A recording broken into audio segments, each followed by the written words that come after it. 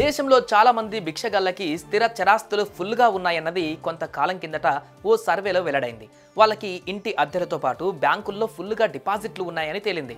రోజంతా రెక్కలు ముక్కలు చేసుకుంటే వచ్చే ఆదాయం కంటే ట్రాఫిక్ సిగ్నల్స్ దగ్గర, దేవాలయాల దగ్గర యాచన చేసుకుంటే వచ్చే ఆదాయం ఎన్నో రెట్లు ఎక్కువ కావడంతో చాలామంది యాచకులు తమ సంతానాన్ని కూడా అందుకు ప్రోత్సహిస్తున్నట్లుగా ప్రభుత్వ పరిశీలనలో వెల్లడైంది.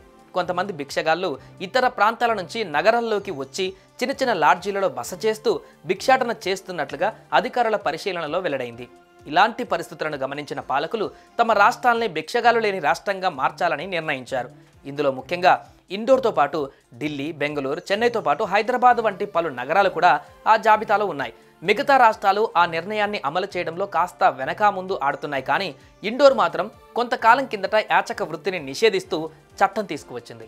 ఈ నిషేధాన్ని ఉల్లంఘిస్తే కేసు నమోదు చేస్తామని హెచ్చరికలు జారీ చేశారు.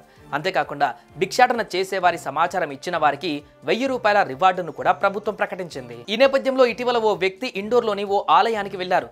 దైవ దర్శనం చేసుకుని తిరిగి వచ్చే సమయంలో ఆయనకు మెట్ల దగ్గర కూర్చొని ఉన్న ఓ యాచకురాలు కనిపించింది. జేబులో నుంచి ₹10 తీసి ఆమె చేతిలో ఉంచారు.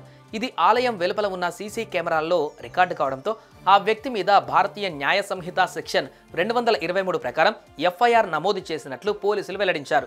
నేరం రుజువైతే అతడికి ఏడాది పాటు జైలు శిక్ష కూడా పడే అవకాశం ఉంది, లేదా 5,000 వరకు జరిమానా లేదా రెండూ విధించే అవకాశం కూడా ఉన్నట్లుగా న్యాయ నిపుణులు మీడియాకు వివరించారు. ఇండోర్లో యాచక వృత్తి నిషేధం తర్వాత నమోదైన మొదటి కేసు ఇదే కావడం విశేషం. మరి ఈ కేసులో ఆ మానవతా మూర్తికి జైలు శిక్ష పడుతుందా, లేదంటే ఫైన్తో సరిపెడతారా, అదీ కాదంటే మొదటి తప్పు కింద మన్నించి వదిలేస్తారా అన్నది ఇప్పుడు ఇండోర్ మీడియాలో పెద్ద చర్చకి దారితీసింది.